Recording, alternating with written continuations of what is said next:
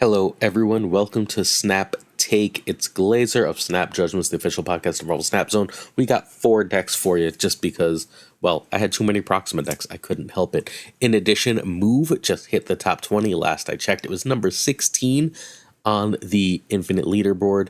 We've got a ton of stuff to get to today. It's also a 2-video day. There is an OTA later. As soon as that OTA goes up and I have a chance, there will be a video with more OTA decks than anyone. I promise you I will have the best decks for the OTA for you. We are also giving away over 15 season passes here on this YouTube channel and on our Twitter, so make sure that you try and get your free Hope Summers. You can do that by leaving a comment on any video from 226 to 38, including the 2 videos today.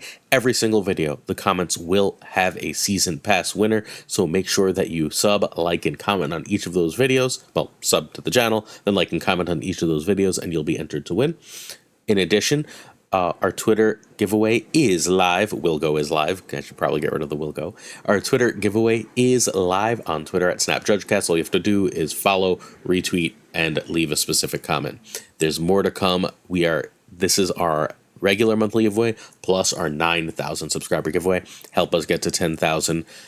In addition, we're bringing you more. It is the very last day to sign up for the Snap Judgments League. This is a league that already has over 200, you heard that right, 200 participants. We're doing pods of about 30 each. We're going to do 8 pods, so a little less than 30 each, depending on how many of you join on this very last day.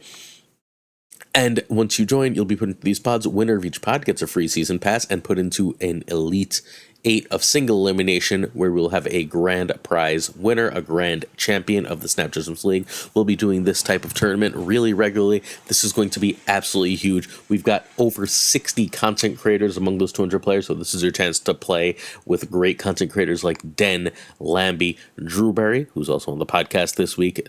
Den was on last week. We've got Tucker. We've got Super Tech God. We've got Lauren Whatevs. All your favorite creators are in this league. Make sure you join. You have to check out the Patreon to do so, though. So patreon.com/snapjudgments. There's no snapjudgments.com, or if there is, I don't know what the hell it is. But patreon.com/snapjudgments. Hopefully you join. In addition, ending, I think, this Friday over on our Discord, linked in the description to this video, is a raffle where you post your favorite hip split and you can win a Lady Sif print of Dan Hip. That's absolutely great. You don't even have to be in the tournament to enter. We're just trying to get your eyes there, and hopefully you will be part of the community. We'll be streaming a lot of those games, making sure that you have a chance to watch some of the best competitive Marvel Snap, and I really want everyone who's at all interested to compete in this tournament. Hopefully I've given you enough reasons to subscribe, but if not, we bring you at least 3 brand new decks every single day. Except Saturday, I guess, technically. We're bringing you 4 decks today, 4 full deck guides today, and then we've got a ton of decks with the OTA later today. This is the most consistent, the most thorough Marvel Snap content. We cover everything. So if you would like all your Marvel Snap shopping in one spot, help us with that sub button, and likes and comments help us with the YouTube algorithm. They're like food to YouTube. YouTube wants to just show you the biggest creators. They want to show you the Hooglins. They want to show you the Cozies. They want to show you the Dexters over and over and over again. Your likes and comments tell them that they should share us too, so please help us out and leave them. Share this with any of your Snap friends as well. All right, so today we have, well, we did the first 2 things. So we're going to go questions of the day. Then we've got our friend Scuba. Hey, Scuba, how you doing? Scuba made a deck that was great. A bunch of people have been playing it. It's everywhere. You should know what it is because you're going to be seeing it. Super Tech God really helps spread the word. Super Tech God you can find on Twitter at Super Tech God, YouTube at Super Tech God, Twitch at Super Tech God. Alex Cochia was playing this, so maybe you saw it that way. It's a great discard list. Scuba is an amazing discard player. He's got like the whole all black and white gold discard thing going. We've got a bundle review for the Once and Future Queen bundle. That's the White Queen bundle that you can find in your shop for $75 American. Then we've got a deck from our friend Den, the head writer at Marvel Snap Zone. Den is on Twitter at twitter.com/denccg. Then we're going to talk, sorry, it's a 4-deck day, about my wife's small business quickly. I'm just going to invite you to join it. If you don't want to, you can ignore that part. Really sorry. I try not to do it all the time, but I love my wife and I like supporting her. So Then we've got a deck from Shuri Enjoyer. That's the move list. Shuri Enjoyer is one of the very best players in the whole world. Not a content creator, but a brilliant, brilliant Marvel Snap player who every season ends up within the top 20, usually within the top 10. Last season in number 4 of the Infinite leaderboard. Shuri Enjoyer is phenomenal. Shuri Enjoyer is now at rank 16. And maybe that's changed. Maybe he's higher rank, maybe he's lower rank. At rank 16 currently with move deck, which is just completely bonkers. All right, we're actually not going to do another King of the Hill winner because I had the wrong person. Really sorry. We do on the Patreon / Discord King of the Hill tournaments. They're just little top 8 tournaments. They're meant to be sort of like Magic on Demand tournaments where you can jump in, you play a quick top 8 of single elimination to just, get your fill for competitive Marvel Snap. They happen regularly. We did one at noon yesterday. We've done them at 8 p.m. We're trying to mix up the time so that people in different time zones can participate. The winner of yesterday's was not She Who Remains. I'm really sorry. The winner of yesterday's was a Destroy deck. Sorry. A Destroy deck. We're talking our standard Arnim Zola Null Destroy list. All right. We're going to end with the bonus deck from our friend Combat Snap. Combat has a Proxima Good Stuff list that is like exactly the kind of list I thought of when I saw Proxima and Corvus coming out, and Combat, I think, already broke that list. So we're going to look at that, and we'll end with Shop and Shoutouts. All right, Ink asks why Lockjaw is suddenly a problem now when it wasn't before, and I think I know the answer to that. So Second Dinner has taken a liking to pushing 6-drops. They really want the late game to matter, the big cards to matter, and in doing so, they killed a lot of the smaller cards. Well, when the smaller cards were good, if you didn't see Lockjaw was always a risk of getting snapped against, right? Unless you had like a Lockjaw really strong play, your opponent could get ahead of you and snap you, and you would be taking a severe risk in staying. So Lockjaw was this big cube equity risk for a really long time outside of Thanos, where he's always been kind of great. So now that they pushed all these 6-drops and got rid of all the low-cost stuff that you can do, think Angela, think Elsa, all of a sudden, there's things like Scar, there's things like Blob, there's things like all the Hela shenanigans, and Hela has gotten more consistent. All that stuff, combined with there being nothing to punish it early, to make you have to worry about your tempo when you miss, right? Because it's really hard to snap on it now, because you playing against a Lockjaw deck have to get your big power fairly. You have to wait until late game to play a lot of powerful cards, right? You can't cheat the way Lockjaw cheats, and you can't early pressure them. So therefore, they can cheat by getting their extremely powerful cards out early through Lockjaw or Hela, as the case may be, while you're stuck playing a fair game if you're playing against that, because there's nothing early on to tempo out and push that. Salty Meat Sweat. What a name. Asks if I think discard will be tier 1. No, not really. I think discard's going to firmly remain a tier 2 deck. I think it is a tier 2 deck right now. I think the decks we're going to look at today, I think that there's one that's great that I'm assuming the OTA is going to do something to Lockjaw. I don't actually know for sure yet. I will soon, but I don't know for sure yet. So my working assumption is that Lockjaw will somehow be altered, but I think discard like Hela is tier 1. I don't think discard Apocalypse is ever going to be tier 1. I think it's just a little bit short. I've got complicated Proxima feelings, but I want to give it another day before I give you like a full meaty thoughts on Proxima. These decks work. You can hit Infinite with these decks. They've won Infinity Borders already. Have no fear. I'm not giving you like C+ decks, I promise.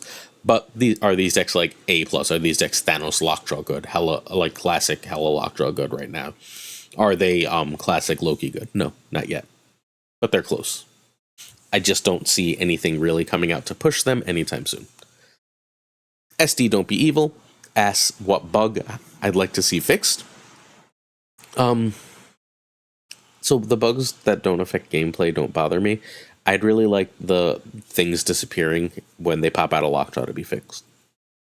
The biggest thing that really annoys and frustrates me is when I put a card into Lockjaw and it pops out and I can't see what it is. And now, or when it happens with the opponent, I absolutely hate it. It affects the game in a really negative way.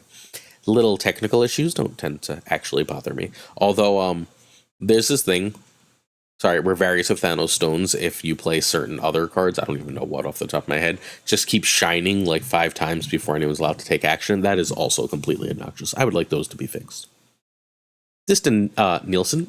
Nelson or Nielsen? I'm so sorry. I don't actually remember your last name, Diston, but let me know in the comments and I will correct it. Ask my favorite genre of music and my favorite artist. So, I fought this for a long time, but I'm officially just old. I'm 42 years old. I liked the music when I was 17. I just do.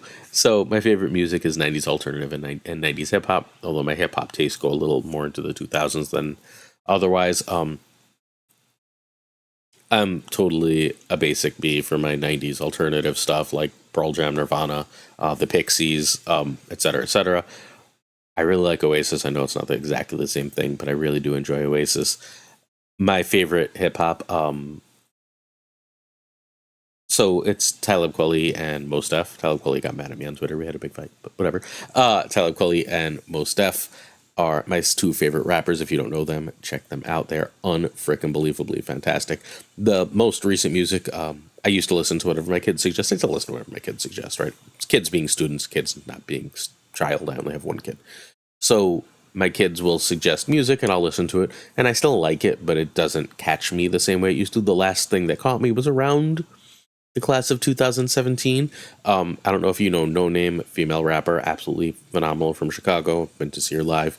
She's amazing, and I really love her music. She's the last newest musician whose work I've really loved. If you'd like your questions in tomorrow's video, I think I'm short on questions again, so please leave some in the comments. Thank you. All right, our first deck is Scuba's Proxima deck. This is our standard discard list, and the brilliance here is obviously She-Hulk. Everything here looks really obvious except Sunspot and She-Hulk, right? This is cards that you would have seen in your classic Apocalypse discard. That's the Morbius, Wolverine, Swarm, Colleen, Sif, Dracula, MODOK, and Apocalypse, plus the two new cards, Corvus and Proxima, plus Sunspot and She-Hulk. And you're like, what? Why Sunspot and She-Hulk? Well, once you figure it out, it's obvious, right? We'll get there when we get to the play-by-play, though.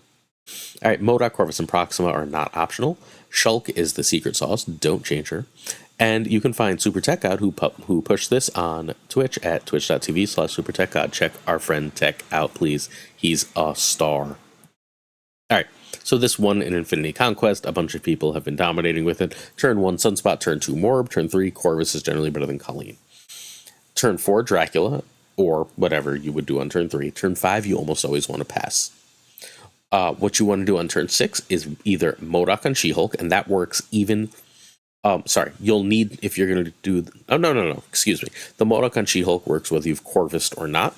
So now if you have Dracula out, the only card you should have in hand is a giant Apocalypse, and then you just played the 8 from MODOK, right? You played the 8 from MODOK, the 10 from She-Hulk, so that's an 18 power play. Plus you got the 7 from Proxima, that's 27. And you got the 4 from Wolverine. That's 31. So that's an incredible last turn play. You want to get the Swarms out of your hand before that if you're going to make that play, obviously. Without MODOK, but with Corvus on 3-4, you can pass into just Apocalypse and She-Hulk. If you play Corvus on 3 or 4, you got a couple Apocalypse triggers. You use the other cards in the deck, like Lady Sif, to discard Apocalypse, make it nice and big. You don't see MODOK, you don't see Dracula. You can just pass on turn 5. As long as you've got 6 energy coming, you just play Apocalypse and She-Hulk and be perfectly happy to do so. You'll even have 1 extra energy. Here, Sunspot gets really, really big on these options, too. It's super cool. It's worth playing. And also, this deck has a really, really nice tied together theme as far as the way it looks. We've got Sunspot hip, Wolvie hip, Swarm hip, Colleen hip, Sif hip, Dracula hip, and Apocalypse hip, so a good 7 hips. Then we've got babies for Morbius and MODOK. I also have a Wolverine baby, but whatever. It'd be nice if they gave us decent variants for Corvus and Proxima, but hey, I guess whatever. And I don't have the baby She-Hulk, but it exists, so we're doing real well on this being a single visual theme.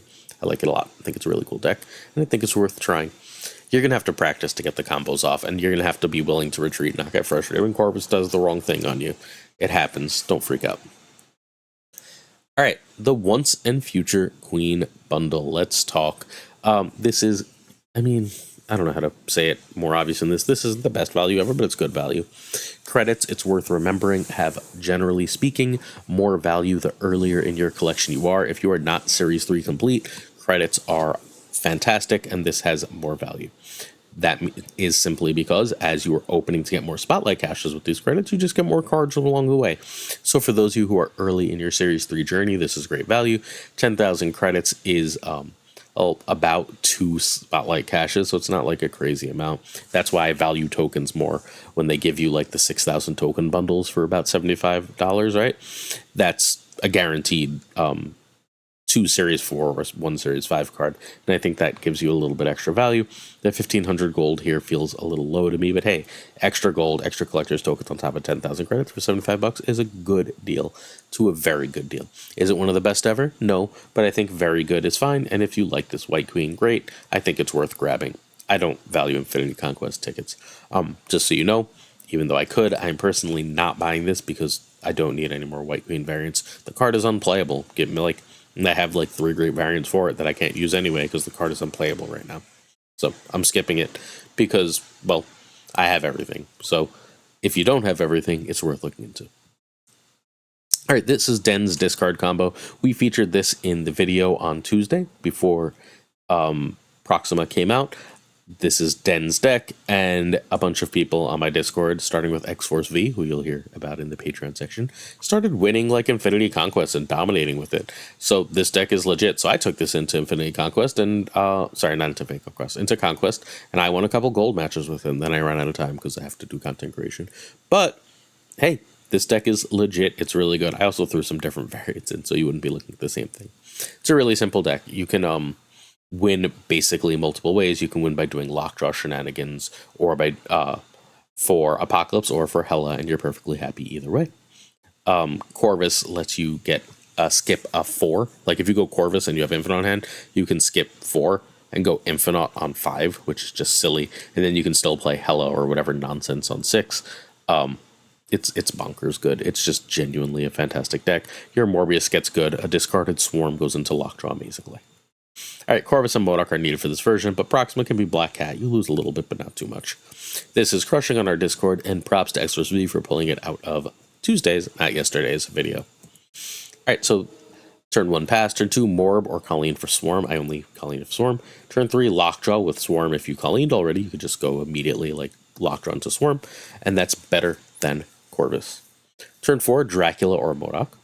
If you played Corvus on 3, if no Hela, you can drop MODOK right then on that turn, especially if you don't have Hela in hand, and now you're like in really great shape towards, as far as like just having a really powerful endgame.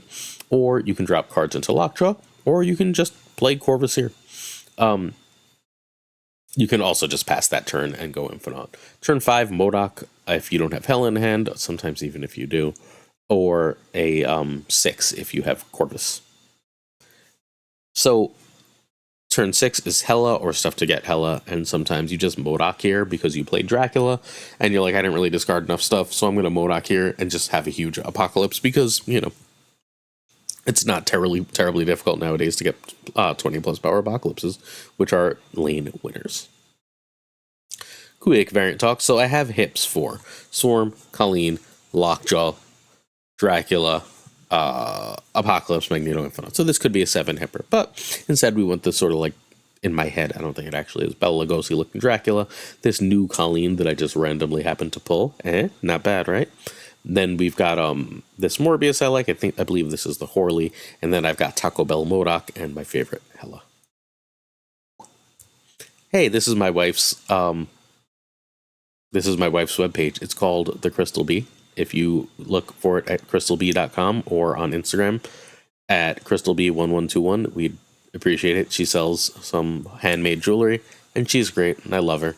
And if you're willing to support her, you get some beautiful stuff at really great prices. Alright, this is our Shuri Enjoyer top 20 bounce. See, I told you I'd keep that last one quick. This is wild. I can't believe how good this deck is. I played it. He's right. This is crazy good. A lot of the way you're winning cubes with this is like a ladder deck for me, not necessarily a conquest one. But, I mean, that's a false dichotomy if you play it well. It just feels better on ladder to me. Which doesn't make it better, just feels better. No one knows you're running Enchantress. No one knows you're running 2099. Right? And if they don't know you're running 2099 in Enchantress, then you have the opportunity to, like, steal cubes at a massively insane rate. Sometimes they can't do anything about Heimdall. They should generally run then, but they often don't. They try and play around Heimdall. But they try and play around Heimdall, and you drop a Doctor Strange, right? Or you drop a 2099 with a Ghost Spider or an Iron Fist, and all of a sudden the entire game has changed and you've won. This deck is very cool. I am a huge fan of it, and Shuri Enjoyer is, as always, brilliant. I didn't expect this to work as well as it did, and I 1,000% expected Enchantress to become Shang-Chi, but what are you going to do? The Enchantress is right here. Alright, so Ghost Spider is the only high series card here. You can try Nico or Forge. I really think Ghost Spider is important, but hey, Nico and Forge are fine. Okay, so this is rank 16, which is just like bonkers. You have to be so good at Marvel Snap to get this to round 16. I'm winning with this, but not at like that rate. Alright, so turn 1, set up move. Turn 2, move with Torture Dagger. Turn 3, more move or bounce.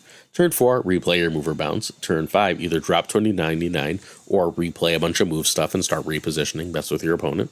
And turn 6 is replay move or move plus 2099 or Heimdall. So if you think that they're playing around Heimdall, right? Like if you see them like barely putting any power into the far right lane, for example, you know that they're planning to like play around Heimdall. You should be able to like steal that far right lane with very little investment. And then you just need to figure out which of the other two you can go for the top. And you get so damn big in those other two that you shouldn't have a huge problem. All right, quick variant talk here. We've got the Momokos for Ghost Spider and Doctor Strange, so I love that combo. And then the Jacintos for Torch and Enchantress, so another combo. And then this the bounce hips of Beast and Falcon, along with the hips of 2099 and Heimdall. And then we've got the 1609 or 1699 of Dagger and Cloak. And then finally, unfortunately, we don't have a pair for Iron Fist and Vulture, but hey, I like the Iron Fist and Vulture we have in here. All right, our bonus deck of the day. The video was basically all set, and then I looked and Combat was sharing this, and I was like, oh shit, Combat, this is perfect. Did I do a turn by turn for this? I can't even remember. I did. Look at me go. Sorry. And I was just like, this is exactly what I was thinking. Like, when I've been saying, you can check the video at the start of the month. I do a huge, like, let's go over everything video at the start of the month. There's probably a discard good stuff deck that has Corvus and Proxima in. This is it. This is the discard good stuff. Combat won 70% of his games with this. I played it in Conquest, not on Ladder, and I won one and I lost a Hela on my last cube. Like, we went down 2 cubes to 1 cube at the end, and I lost on my last cube. Silver Samurai is real good against Hela, and it's really hard for them to consistently avoid it. This is a brilliant, brilliant deck. Miek and Morbius get huge. Swarms that cost 0 are great all over the board. You just have a lot of ways to be really difficult for your opponent. You have a 3-8, a 3-9, a 3-5 +1 energy, an 0-7, a 1-6. You're just playing a really great tempo game. If they appropriately take care of the game, this is the type of deck that should be at the top of the game. Like, if Hela is not dominating everything, this should just be a really great deck to play. Alright, so Miek can be Collector. You'll see there's no Collector, and there is a Colleen. Miek is better, but hey, could be Collector. Dakin can be Gladiator, but otherwise you're kind of screwed. Dakin becomes a 3, Gladiator is a 3. Gladiator might just be better, to be perfectly honest, but Dakin gives you an extra thing to discard, which is an extra 2 power for Morbius, which makes it more power technically than Gladiator, right? Silver Samurai could be Moon Knight, but again, way worse. Although, again, Moon Knight might be better against Hela. For Proxima, you can try Wolverine. For Corvus, you can try Hellcow. And you need MODOK. Every change you make to this deck makes it worse, just straight up, just so you know, but it is a very powerful deck, worth playing. So, turn 1 Miek, turn 2 Morbius over Colleen for Swarm. Turn 3, Strong Guy is more or less equal to Dakin, depending on what you have in hand. If you know you're going to MODOK, Dakin is better. If you already have your Storms costing 0, Strong Guy gets a better, etc. Corvus is perfectly fine on turn 3. It depends on your hand. There's certain things you'd really rather not discard, like MODOK, for example, unless your hand is huge. Turn 4, Samurai or A3. Turn 5, Black Bolt or MODOK plus Stature, or Stature plus a 3. And that's obviously the extra things on 5 are if you had Corvus happen. Turn 6, MODOK and Morbius or Stature. And then you should be good. Again, an absolute ton of power. The rates on these cards are through the roof. Morbius is often like a 3/8, 3/10. Miek's a 1/6, 1/7. You have 0/3s, 2/4s, like your worst stat line in the deck outside of 3/5, and both of those are perfectly fine. This is just a very cool deck that does a lot of stuff with very good stats. Hip-wise, we have Swarm, Colleen, Dakin, Stature, Black Bolt, so we have 5 perfectly acceptable number. Give me variants, please, for the new cards once more. Also, we've got a couple spear users, right? We got both Proxima and Miek. I didn't realize they both had spears until I'm looking at it right now. So that's always cool, too. All right. Shop, and we almost done. I bought the Baby Jean Grey because I love it. I don't know. I just kept staring at it and being like, I'm not really buying this, am I? But I love it, so it's mine. I don't buy pixels, so I don't care what bundle it's in. I'm not buying the Greek Dagger. Hopefully, eventually I pull it because I have the Greek Cloak. I like the Greek Cloak and I don't like the Greek Dagger is basically what it is. I don't like the 3099 Natuma. I love the Volmi Swordmaster, but who the hell is buying Swordmaster variants? Don't buy pixels. Captain Marvel is fine. I have other good Captain Marvels. And I have like 3 Angelas, but this Kimong might be the best Angela. I've been staring at it, but since I bought the Jean, I don't think I'm buying this Angela. Also, while we were away, I got, obviously, the Colleen. You've seen it twice in this video, right? For Dan Hip, I also got the Dan Hip Jane Foster and the Dan Hip Jessica Jones. So we are so close to hip complete as far as all the hips that are in the game. Although, obviously, I will never have the Moon Girl or Devil Dino because they were in a bundle, and I wasn't collecting hips yet. It was still early in the game, and it makes me very, very sad, and I wish they'd bring those back. All right, certain tiers of support on our Patreon come with on-air thanks. We've got Abigail Giesland, Mandatory Burnout, Cables, DG Wingfield, Direwolf, LAB, Father Newman, Good Dog Gamer, Inc., Jane Everett, J. David Donlino, Aquila Platano, Kirtix Lee, Koi Ray, Doku, Philip Ratkovich, Haplo, Kenny Loggins, we're in the danger zone, Rob Silverman, Robert River, The Bizza, J. Bussy, X-Force V, Skippy G, Tommy Nyquist, Black Dahlia, The Great Kazoo, Models, Louis Antunes, Matt Conduit, Matt H., Mikey Hijinks, No Flex, Ocularis, Pretty Chill, Seamus, Spike Jones, Two Ties, the Pirate King Tucker, the Homieman, and of course, as always, Gunny T. These decks are great. Should you get Proxima? Is she needed for them? That's the question. She's needed for that good stuff deck. For the other decks, she's an okay card. And I'm going to try and explain that in a lot more detail in tomorrow's video. Again, we've got a second video to do today, and I don't want to keep you forever. I know that everyone's busy. So my actual developed thoughts on Proxima tomorrow, OTA stuff later today. As always, thank you so much for checking it out. Don't forget, today is the last day for Snap Judgments League. Please check out the Patreon, patreon.com/snapjudgments. Hit that sub button, help us out. Appreciate you. See you tomorrow. Peace.